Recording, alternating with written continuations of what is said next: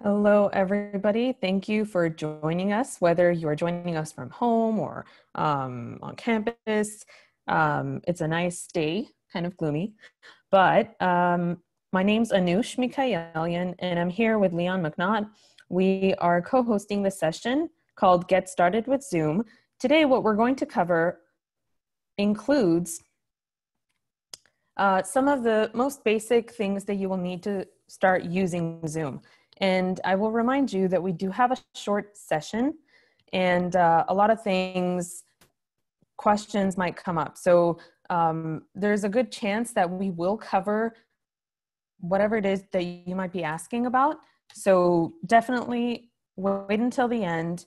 If you still have a question, feel free to use Q&A option from your Zoom window or just use the chat as well. Okay, so we're gonna look at how to access Zoom. We're gonna look at how to manage the default meeting settings within our Zoom web portal. That would be your account. We will look at how to schedule meetings, then we'll switch gears and watch a quick video from Zoom experts themselves on how to host meetings so that you can see what we see. After that, we'll jump right into managing your recordings and then additional resources that you can use. So with that being said, I'm going to go ahead and switch to the portal that I have pulled up right here. If you would like, this is not required, but if you want to follow along, feel free. Log into your portal if you would like, and then to head over to the Zoom application, or rather the web portal. This would be the easiest way to access Zoom. It would be logging into your portal, and then in the quick launch section, the very last application that you see here would be Zoom. So click Zoom.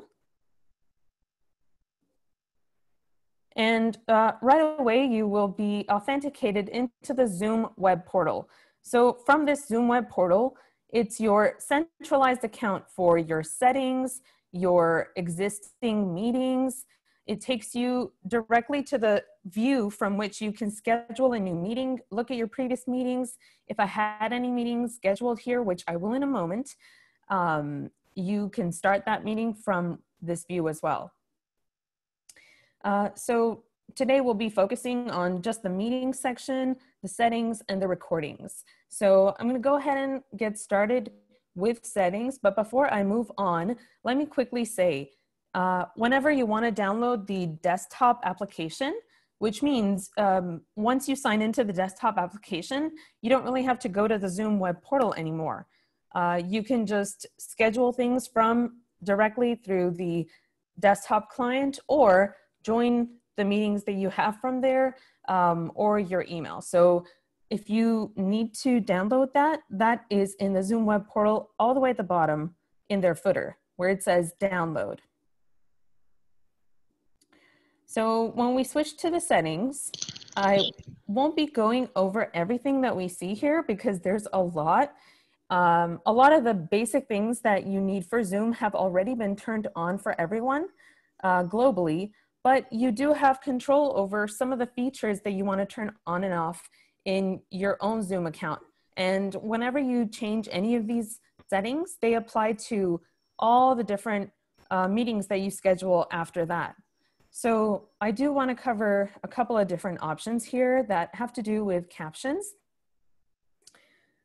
So for live closed captioning, as your meeting is happening, the first step that you have to do is turn on closed captioning in the advanced section here. And what this does is it gives you the ability to assign someone during your meeting to do the live captions. And that's a very basic summary of that, but I'll let Leon expand on that. So if you have someone in your class that's deaf or hard of hearing, OSD will reach out to you and assign a CART captionist to your course. This is someone that can provide real-time captions for your online Zoom courses. As the faculty member hosting the Zoom session, once you get that person's information, you will send them the join URL so that they can be in your class. And then with these settings enabled, you can assign them to provide closed captions. So that's just a brief overview. OSD will provide more information, but as long as these settings are on in your global settings, you should be good to go. Thank you, Leon. Some other things that I will mention have to do with email notifications. So just make sure that the option to send you a notification when a cloud recording is available is turned on. It should be, but it doesn't hurt to always, make sure that that's on. What this does is, because video recordings are processed after the meeting ends, that just means that you won't see that recording right away. Rather, you will be notified to your email, the same one that is attached to your account. So that would be your CalStateLA email. You'll get an email notification directly from Zoom telling you that your video is ready.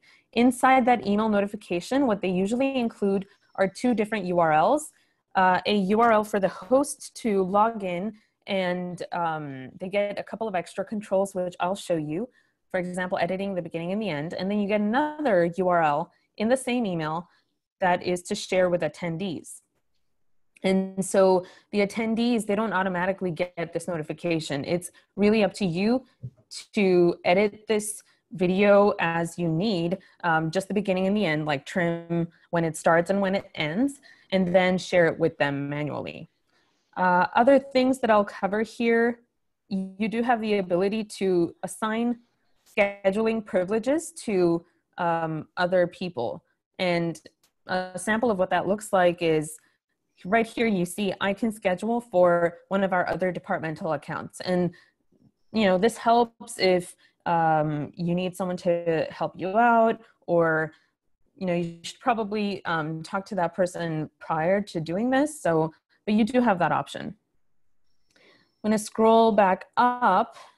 So in our recording settings, we did have this question come up right away before we started our webinar. And just to show you, in the cloud recording section, because this is only available for cloud recordings, you can turn on the audio transcript as well. And what this is, you'll see a little sample of this whenever we get to the hosting meeting video, but it essentially automatically creates a transcript of what was said during your meeting. And this happens after the meeting has ended. So this happens during the video processing. And if you have this turned on, sometimes the video processing will take longer. But if you need to have it on, check mark it and then click save. For me, I'm just gonna leave it unchecked for now. Those are just the basic things that I really wanted to show you. Of course, we have a lot of different options in here, which you can really play around with and customize, but you really don't have to do much, because out of box, all the basic needs have already been turned on globally. So we're gonna go to the meetings section now. And in the meetings section, we're gonna go ahead and click schedule a new meeting. So when you're scheduling a meeting, it's a lot like scheduling a meeting in Outlook. So you need the name of your meeting. We always recommend to make it concise and yet descriptive. So don't just leave it as my meeting. Also, don't name it after yourself. So for example, for me, I wouldn't say Anusha's meeting or Anusha's reoccurring meeting. I would be descriptive. So if it's a class, try to make it specific to the topic that you'll cover. For future reference, it helps you as well, especially if you're going to record it, because later on we'll see in the recording section, it goes by what you've named your meeting. You also have the option to add description, and this could be even your agenda. So for example, if I were to schedule another session of Get Started with Zoom, and this is just going to be a sample in this instance. So I named it Get Started with Zoom. If I want, I can put the agenda in here, but I'm going to skip it just for time-saving purposes. So in the next section here, this is where you pick your date and time, Or you also have the option to make it recurring, and you even have the option to not assign any date and time at all, no fixed time. And what this does is it generates the URL that you can then use whenever it is that you want. You can always hop onto it. The people that you want to join you can always hop on, and there's really no fixed time at all. But just for this purpose, I'm going to change it back to daily. And we have had a question before about what if it's, recurring Tuesdays, Thursdays, something like that. You can make it weekly, and then you can pick the days of the week that you need. So if I needed this to be Monday, Wednesday, and then the only thing with this is you still just get one time frame. So if you have like recurring meetings that occur at different times of the day on each day, then you do have to schedule separate meetings. But if they happen at the same time during the same days, you can just use one meeting. So just keep that in mind. I actually don't want this to be recurring, so I'm going to uncheck that. And then let's say this is for Friday, an hour long. Okay, that's good. So I'm going to scroll down. If you would like to keep track of registrations, you can check mark required for registration. And we have had the question about whether this can be used for roll. It certainly can, but depending on how you use the scheduled meeting, it basically gives you a total of everybody. I do want to remind everyone, please mute yourself if we're currently running the webinar, only because the background noise does interrupt. Thank you so much. So again, back to the registration. When you check mark registration, it will ask people to type in like their name and other basic information. But if it's going to be part of the same meeting, then it gives you like a total. So if you're thinking about, ways of taking roll, this can be one way, but usually the best way is taking roll right on the call in the beginning. Is everybody here? You go through the list and then you're done. Other things have to do with, for example, the meeting ID. If you have a customized personal meeting ID, which I have done that from my portal, you can actually customize your own personal meeting ID, and you can use this if you would like for your meetings. However, you can also just leave it to generate automatically, and that's fine too. I'm going to skip meeting password. We usually don't use that, but you have that option. I really would only recommend it in very, if you absolutely want to make sure that nobody else joins. But if you do, just remember it might create more of a hassle for people joining on in terms of misplacing the password or forgetting it. So we usually don't use that. In terms of the video and the audio, there's really not much to worry about audio. Just make sure that it's always left to the setting that says telephone and computer, because this way, if someone doesn't have a microphone, they can still dial in with their phone. And that's really the best way to do that. It's already set to the United States of America, but you have the option to click edit and add other countries if you need.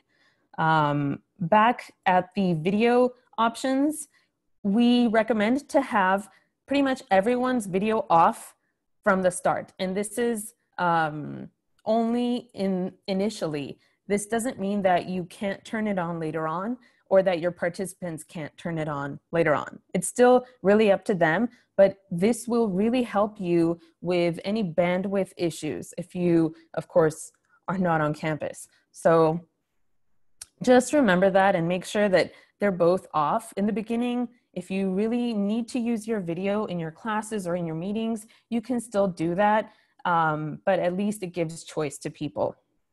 So other things that you can do for your meeting. We do recommend enabling join before host, because that way people can still log on to the meeting and then just kind of wait for you. Along with that, you can turn on the enable waiting room. And this also helps with everybody's still being able to maybe talk to one another, discuss ideas. And so, you know, business continues.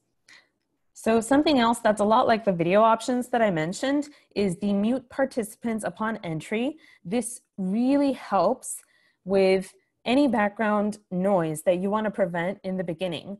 And this just automatically makes sure that everybody is muted. The only thing would be to remind everyone that, let's say if it's going to be a group discussion now, or if you want to open up the floor, just remind the participants to unmute themselves. And that is an option that each person has within their own Zoom window.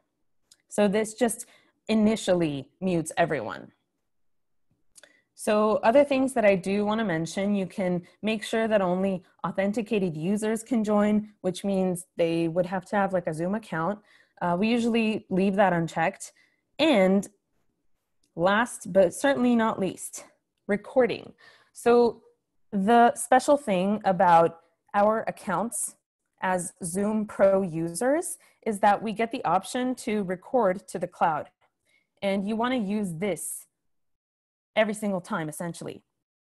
Now, I don't recommend recording all your meetings because you don't always have to refer back to a meeting. This really is helpful for those times that you're going to do like a demonstration for your class. If you're demonstrating, in this case, like a software, we're certainly recording this webinar and we do have plans to put it up. We'll show you where we will put it up in our resources section at the end, but just record to the cloud because this gives you the option to access it no matter where you are. So if you happen to change your computer, you can still log into your Zoom web portal and access the recording. You can download it on any computer you need to. You can do a lot, but first step in the cloud. Don't make it local. And this helps with any kind of storage issues too. And one more thing that you could do is set someone to be an alternate host, just like Leon and I are doing for this webinar. So I'm going to go ahead and click save.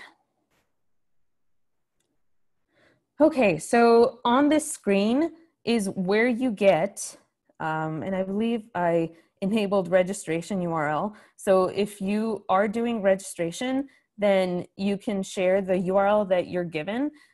If I want to, I can go back, change my mind, and uncheck registration required. It's really up to you, and click save. And now the Zoom URL is just your standard Zoom URL, no registration required. So it's really up to you. You don't have to schedule a completely brand new meeting. You can edit it from this view by clicking edit this meeting. Or if you know for sure you're not going to need this meeting anymore, you can also delete it. But I do want to mention, you get your meeting ID here as well. And all of this information, the date, the time, the topic, if you put in a description, all of that gets transferred to any of your calendar files. So for us, usually what we do is we click the Outlook calendar option. And you may have noticed at the bottom left of my screen, I'm not going to open it because I don't have my Outlook set up, but this is an Outlook file. You can actually send this file itself to people as an attachment, or you can open it yourself and it looks like a meeting invitation. And it's the same exact thing. So you can click invite attendees in the calendar invitation, and they would get it on their calendar straight away, along with all of this information in the body of the calendar invite. So just keep that in mind. This is one way to share. Other easy ways to share are just to take the Zoom URL, the join URL here, and post it to your Canvas course, whether that's in the announcements, whether that's in your module itself. It's really up to you how you want to design this. But on the joining side, there really isn't much that's different. People just click the URL, just like everybody here did. And if there's no registration, they're taken straight in. If there is a registration, then they'll just fill out a couple of basic information and then hop in. The only thing is your browser will, of course, notify you to because it's a security thing, right? You want to allow the computer to launch the application. So that's the only other thing. After students or any of your meeting attendees click this URL on their side, they're just going to click the URL, make sure that they read any pop-ups or prompts, and then say yes or open Zoom. And that's pretty much it. All the controls that you have right now that we will see later on, pretty much everyone can interact the same way. Okay, so now that we've covered the default settings and then scheduling a meeting, I also mentioned how to join. The only other thing that I'm going to mention is if you do have a meetings client and you have scheduled a meeting, it'll appear in the Zoom client as well. And if I try to show you, the Zoom client may not show up right now because I'm currently in a meeting, but just keep that in mind. It's pretty much synchronized. And earlier I was mentioning that you can start meetings from the Zoom web portal. And as you can see now, now that I have a meeting here, if I want to edit anything, I'll click the topic name itself. But if I just want to start it or delete it, I have those options right here. Okay, so now we're going to switch gears and show you what it looks like as a host. So if you were in our seats and running this webinar, or whenever you do eventually get to your own webinar, what is it going to look like? What controls do you have, video and audio? How do you manage participants? That's a few of the stuff that you're going to see, as well as how do you share your screen and other fun information. And then how do you make use of chat and some basic things. So with that, I'm going to stop sharing and allow Leon to take over. Thanks, Anush. So we figured the best way to show you the Zoom interface while we're Zooming is to have this embedded video. So the options will be a little different than what you see now because we're in a webinar at the moment, but the option when you run your meeting will have all of the controls on the bottom of the window. So let me go ahead and share this with the group.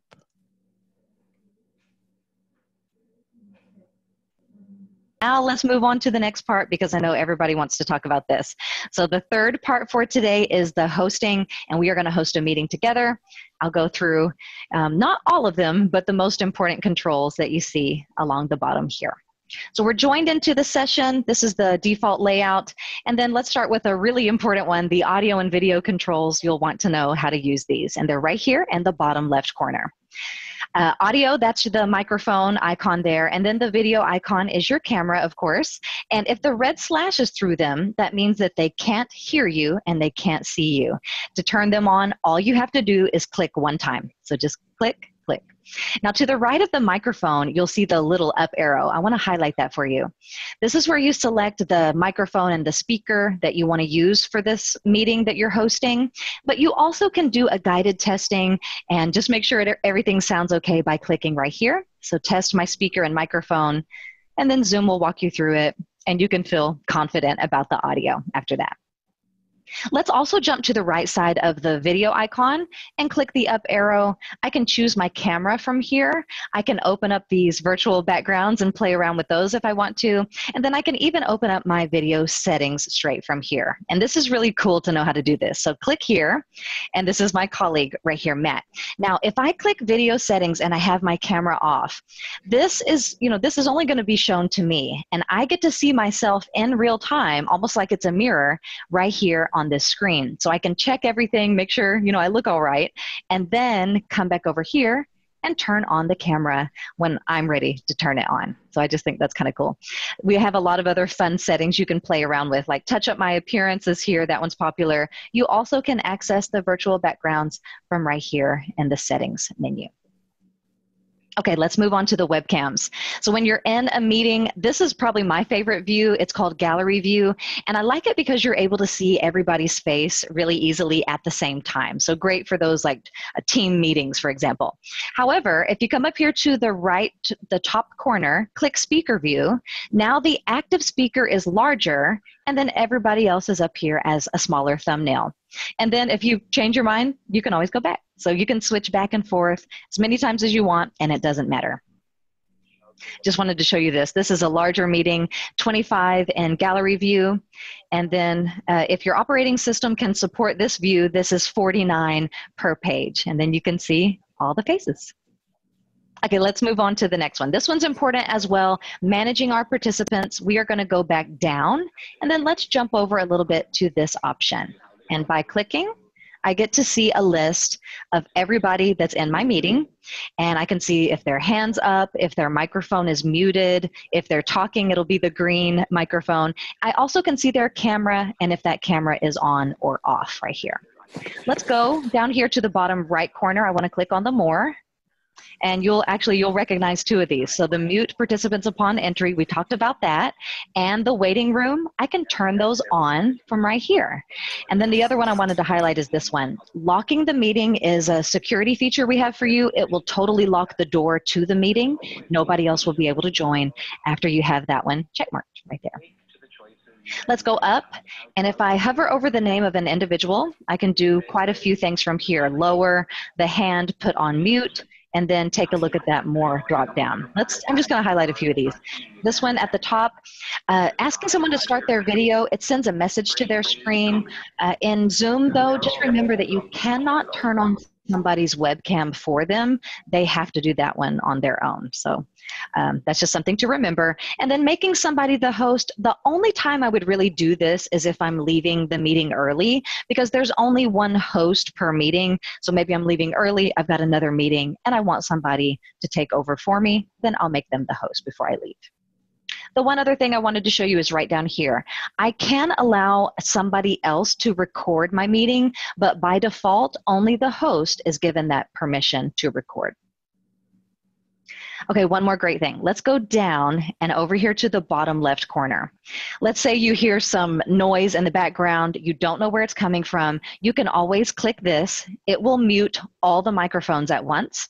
And then as the host, you can decide if everybody is allowed to go ahead and turn on their microphone again, or you could even take away that privilege and then they would stay on mute for the remainder of your meeting after that. So click continue. Okay. Next is the sharing screen option, and this one is very easy in Zoom and very popular. What's great about it in Zoom is you don't have to upload anything ahead of time. You just pull it up on the screen. That's all you have to do. Also, in a Zoom meeting specifically, everybody can share their screen. Everybody, all participants. So it's a great way to collaborate with the people in your meeting. Let's go down, and I'm just going to click on the green share button. And then I'm opening up now the sharing menu. So the question is, what would you like to show everybody in the meeting? You can do the desktops. You'll see I've got a couple of options. That does show the entire desktop screen though. So if that makes you feel a little bit uncomfortable, the other option is to just make sure that whatever it is you want to show, let's say I wanted to open Chrome, make sure that's open and running on your computer before you press the share menu, and then it will populate right here as an option. So if I click Chrome, they will only see Chrome on my screen and nothing else around it. So it gives you that control that you want as far as what they can see. Down here, I was playing music. If you got here early, you heard the music. I did that by sharing my sound with you from my computer. And then also, if you're someone who wants to play a video while you're already in share screen mode, you can want to click this one. So our optimize feature is great.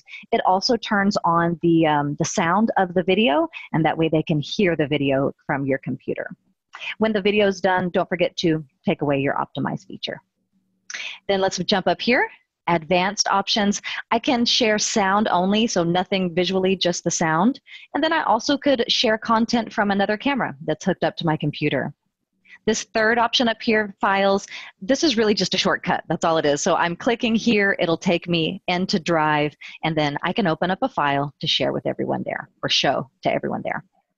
Back on the basic tab, I can click this one, it'll be highlighted, and then click share, and they will be able to see whatever I chose. The next thing, and just a couple more things here and we're almost done, we've got the chat feature, probably familiar to a lot of us. If you click the three dots, the host is able to limit the chat quite a bit. If you choose no one, that's what I've done today, and the chat will be disabled. And then you've got a few other options here. This other great feature is the file transfer I mentioned earlier. You can send a file to everyone in the meeting and then they can download it. So just find your file. Maybe it's like a PDF of a handout, send it through, and then they can download it from chat. The last thing is how to do the private chat. So choose the name and then look for that red writing. Private chats only go between the two of you and they're not visible by anybody else. Not even the host can see those. Recording button, pretty easy, just click it. But if you are a licensed user, you will have the option pop up. Do you want to do cloud or computer recording? Well, I know that you may have lots of questions after that short video, so we'll answer those questions at the end via audio, or you can type them in the FAQ at the bottom of the screen and we'll do them as we go along. I'm going to hand it back to Anush now to continue.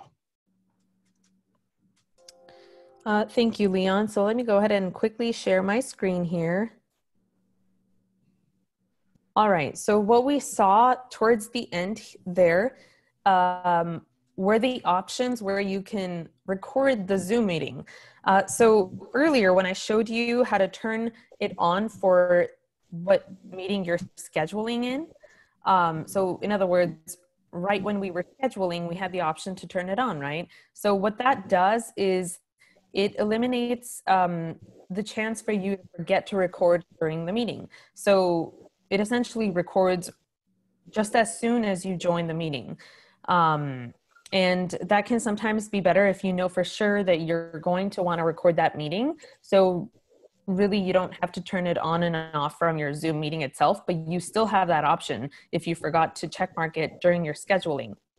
After the fact, once you get your email notification, again, with the two different URLs, one for the host and one for your attendees, that's essentially a link that takes you back to your recording.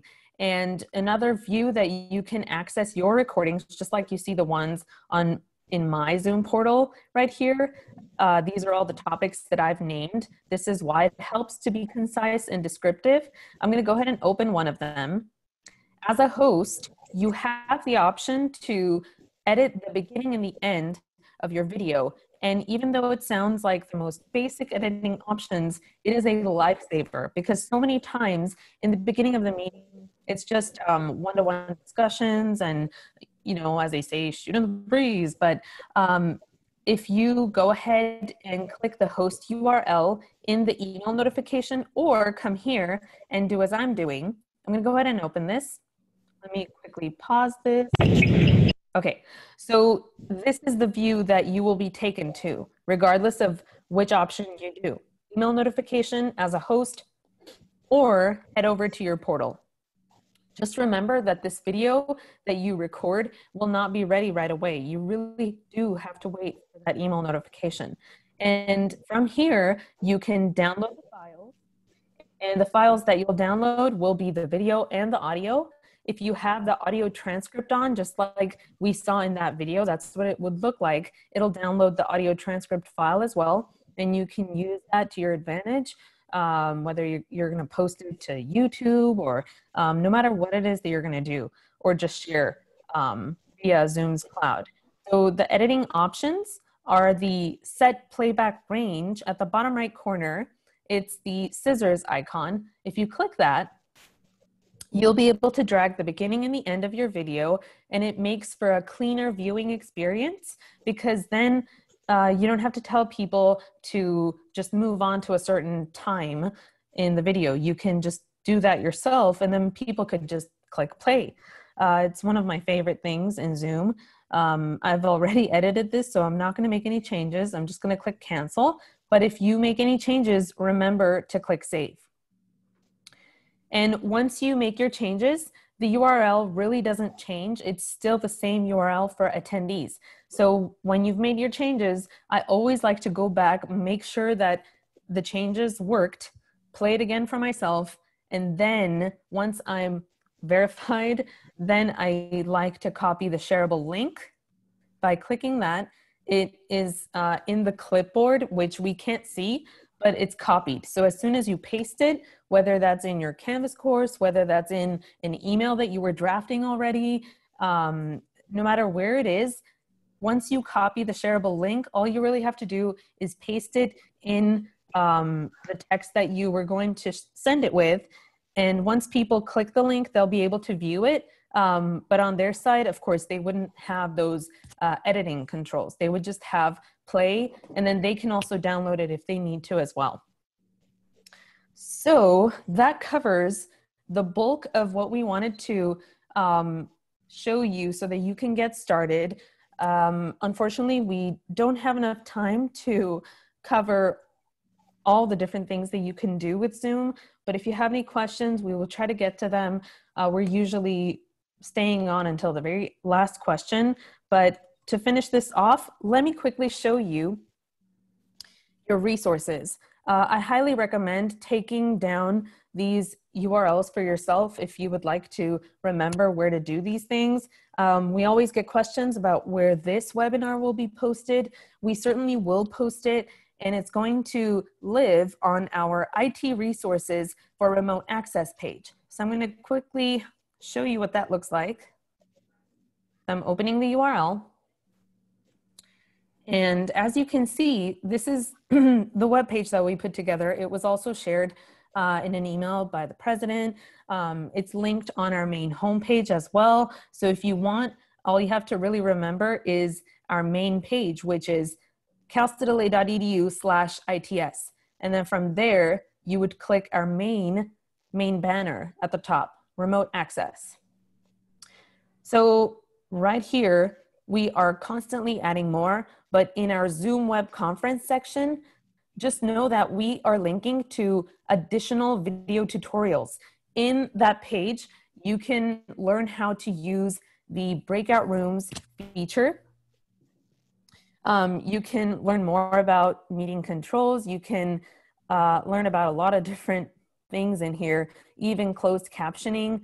And this is just the beginning. There's a lot more. So please definitely take advantage of this, because this is brought to you by the Zoom experts themselves. And we have pretty much all the same features. All you have to remember is that your account is tied to your CalStateLA portal account. So you just have to log into the portal, go to Zoom in the quick launch, and then you can follow along to any of these Zoom video tutorials. Anusha, if I can just add one piece to that, because we've had a couple of questions. Yes. If you're not signing into Zoom via the portal and you're just signing into Zoom, the client away from the portal, make sure you click the SSO option before you sign in with your CalStateLA credentials. Yes, and that was actually the next thing that I was going to get to. So if you're wondering how to sign in to any of the devices, even the Zoom web portal, in our Zoom how-to guides, which would be the last link here in Zoom web conference, if you click that, it'll take you straight to our Zoom web conferencing page. And we have very short step-by-steps here, how to get the different clients, and then also how to log into them. So as you can see, we have one for desktop apps, mobile apps, but pretty much the procedures are the same. You have to make sure that you tap sign in with SSO, because you can't just log in straight to the Zoom sign in option. You have to click single sign on, SSO, so that it essentially launches the portal. And we also have basics to get started with scheduling Zoom, and then also starting or hosting your Zoom meeting. So just remember, all of those options are there. I really do highly recommend taking down these URLs for yourself. The other things that I want to mention, in the beginning of the session, we mentioned contacting OSD for any accommodation needs. And that URL is right here. It's their contact us page. And for instructional support, CETL has also put together their own Keep on Teaching page, and I'm quickly going to show that as well.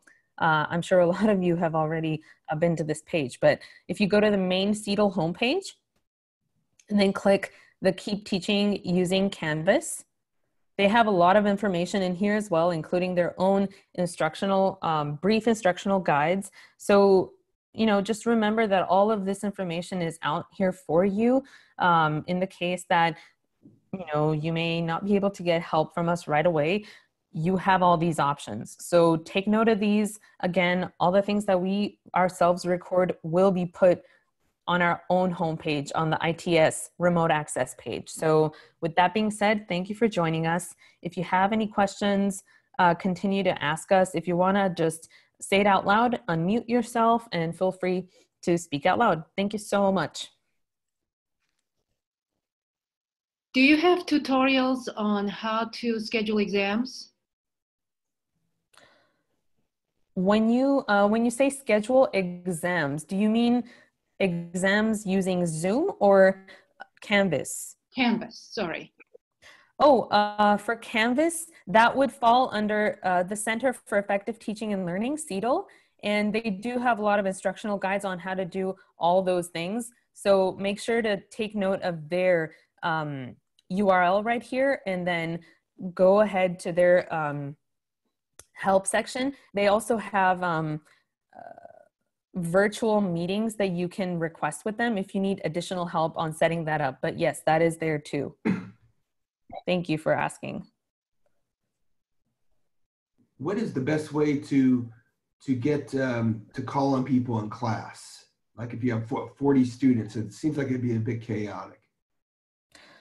So in that case, if you really want to take advantage of the registration in Zoom, the way that you can make sure that you're keeping track of each day separately would be to schedule the meetings as different meetings and not make them recurring. So that would be the one easy way or streamlined way, because then you could take advantage of the registration. And then maybe you can do a cross-check by looking at the participants. So just as you saw in the video, you can turn on participants and then just quickly look at that list as well. So you do have a little flexibility, but really it's up to you how you want to do that. Also, while you're in the meeting, you can use the raise hand feature to poll the students in real time via audio. You can say show of hands for those that are doing okay in the session, or for answering a question or something like that. Did you suggest to mute them and then when you ask the question, unmute? I think that it's probably best to use the mute everyone feature and then allow the participants to unmute themselves. Sometimes as the host, you will have to mute certain people if they're not able to mute themselves, and it's causing a little bit of a disruption to the audio. Fair enough, thank you. I'm a bit unclear how the students get invited to the meeting. When I create a meeting, when I schedule a meeting, I'm sorry, do they get notified or the URL is created for me automatically? The URL is created. Sorry, go ahead, Leon. Go ahead, Anush.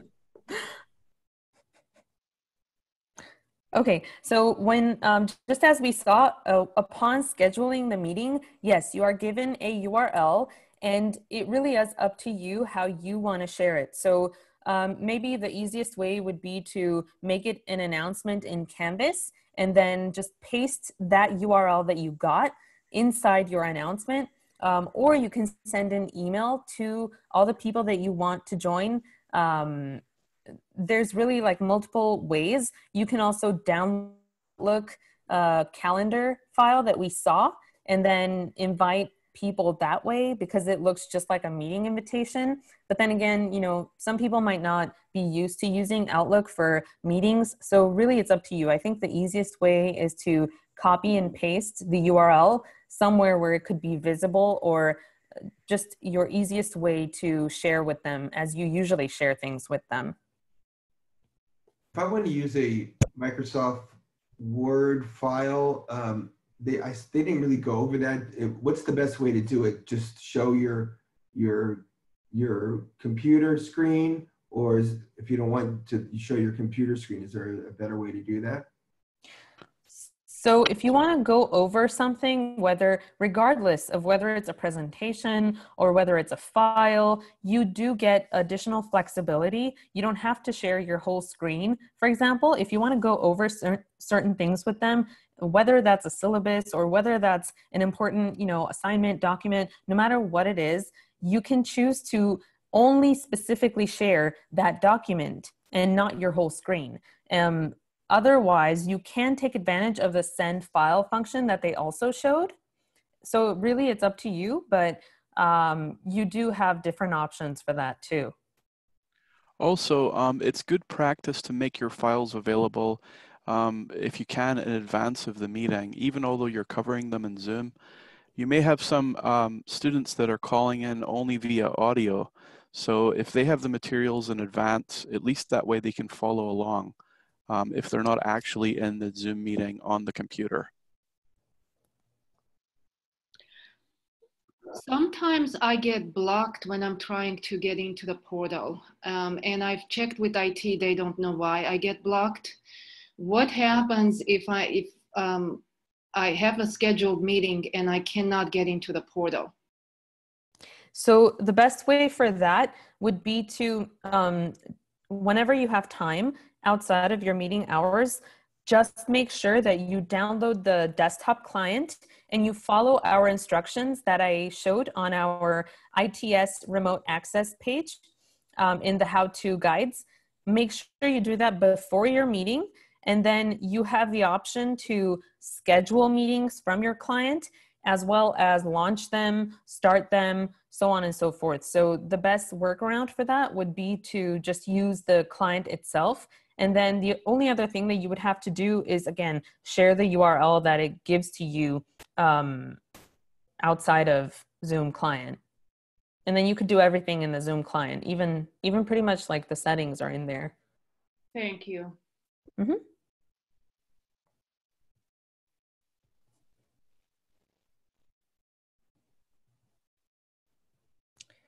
Thank you so much, everybody.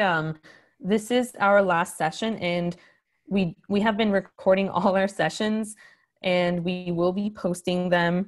We're hoping to do that within this week, but if you don't see it within this week because there are other things happening, then next week for sure, but we will try to get it up this week.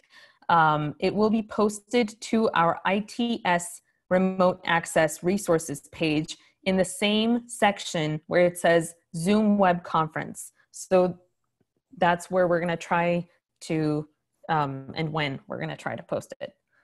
Thank you again for attending, for all your questions. We're all in this together. For other specific topics and subjects, again, that is all provided in our ITS remote access page. Let me quickly show that again, just so we remember. So I'm going to go back here and then go back to our page. So again, this is the main page that was the first URL in the resources presentation. So Zoom web conference, expand that, and then we have everything in here, including a comprehensive guide to educating. I think today we're also going to try to put up a special webinar that's geared towards educating. It's geared towards both faculty and students. Just keep checking this page. We have existing video tutorials on how to do all the extra stuff that you want to do, but other than that, we are going to keep adding. So just keep checking this section for Zoom. And this is our IT resources for remote access page. Are there any last minute questions before we end the webinar? I think we got a question about setting an alert. So there, oh, sorry, that was kind of funny. Set an alert to get notifications when a session is scheduled? So there is, yes, there is a way. So there are a couple of different ways. Within the settings, there is an option to notify, for example, the host when people are waiting, and sometimes that happens automatically. Like if you checkmarked join before host, then Zoom will automatically email you and tell you you have people waiting. But other than that, the way that you can set alerts is perhaps when you download the Outlook calendar. When you download the Outlook calendar that it gives you, you can certainly set a reminder in there because it works just like a standard meeting. That's the way that you can do it. Otherwise, if you just share the URL, there's really no way to set an alert other than the things that I covered or mentioned. But it's still something. Are there any other questions? Hi, can you hear me? Yes.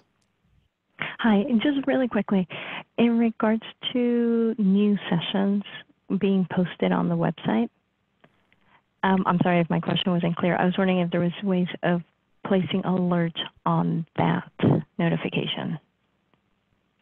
Oh, I see. Yeah, sorry. I was trying to type fast before you guys closed.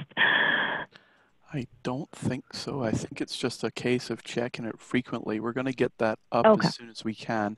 If we hold more sessions, whether they're webinars or FAQs, we will send out a campus alert, just as we did with the initial sessions, so that Okay. you can be aware of that.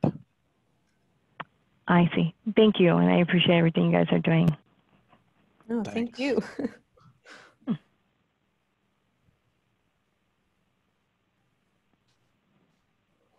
Well, what do you think, Anush? I think this was another good session.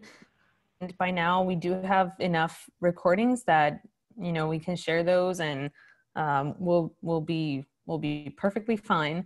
Just remember, I cannot stress this enough. All of our stuff is available online at all of these different URLs for different purposes. So if you need anything IT, additional information, Zoom, how to do things, go to our page for remote access.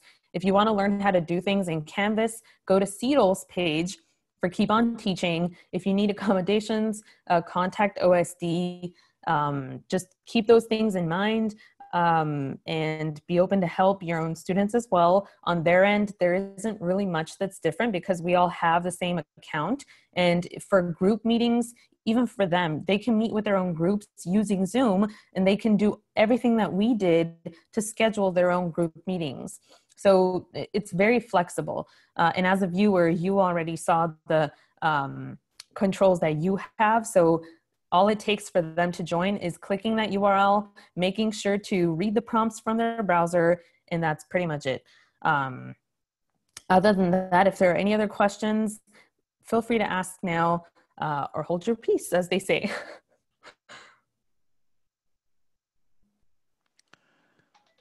Well, thanks very much, everybody, for attending our final session. This is the 5th and final one that we have planned so far. We hope that you found them useful. Thanks to Anush for the great presentation. Again, you can check our resources and watch out for any additional offerings. Thank you, Leon, and thank you to everyone who joined. Have a nice rest of your day, and we're all in this together, so hang in there. Bye.